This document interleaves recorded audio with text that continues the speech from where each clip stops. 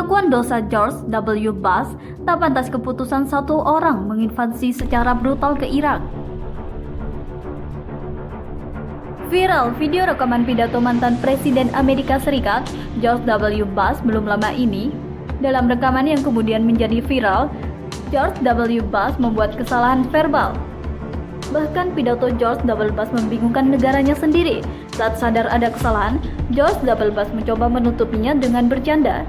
Jika usia lanjut membuat orang bisa melakukan kesalahan bicara. Mantan Presiden Amerika George W. Bush membuat lidahnya terpeleset ketika berbicara tentang situasi di Ukraina. Di mana kata George W. Bush, Rusia telah melakukan operasi khusus untuk demilitarisasi dan denazifikasi negara itu.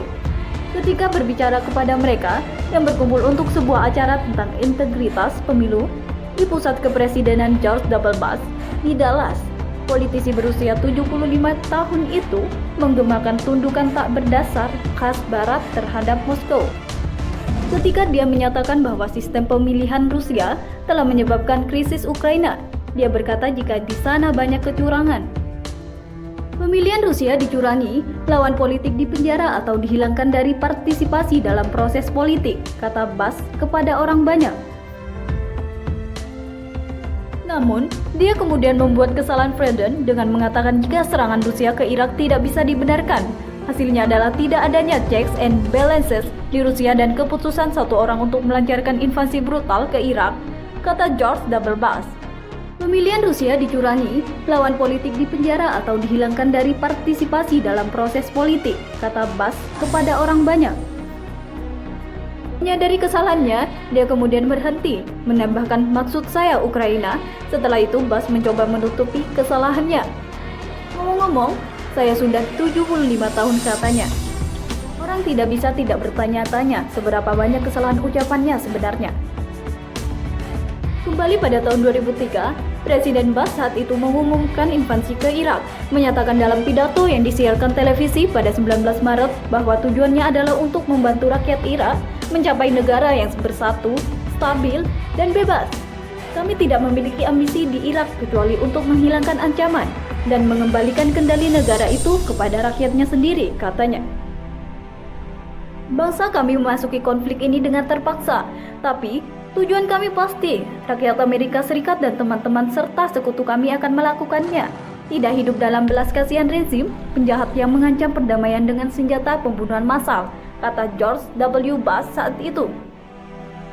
Presiden ke-43 Amerika yang bertugas dari 2001 hingga 2009 dengan senang hati membenarkan kekuatan militer melawan Irak dengan klaim bahwa pemimpinnya saat itu, Saddam Hussein, telah mengumpulkan persediaan senjata pemusnah massal di negara itu. Pada tanggal 5 Februari 2003, saat Amerika Serikat bersiap untuk menyerang Irak, Menteri Luar Negeri Colin Powell membuat presentasi di depan keamanan PBB. Secara dramatis mengacungkan botol kaca kecil sebagai bukti bahwa Saddam Hussein bermaksud menggunakan antraks sebagai senjata biologis yang dapat dikirim ke tetangga Irak atau Amerika Serikat dengan kendaraan udara tak berawak. Apa yang kami berikan kepada Anda adalah fakta dan kesimpulan berdasarkan intelijen yang solid, ucap Powell bersikeras. Namun, yang terakhir ini kemudian terbukti salah karena tidak ada stok WMD atau program WMD aktif yang pernah ditemukan di Irak.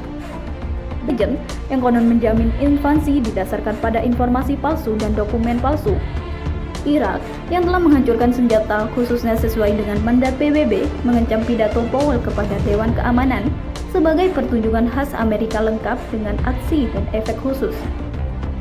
Penasihat Presiden Letnan Jenderal Amir Al-Saadi juga mengatakan Amerika Serikat melanggar resolusi PBB 1441 dengan gagal memberikan bukti kepada Inspektur PBB.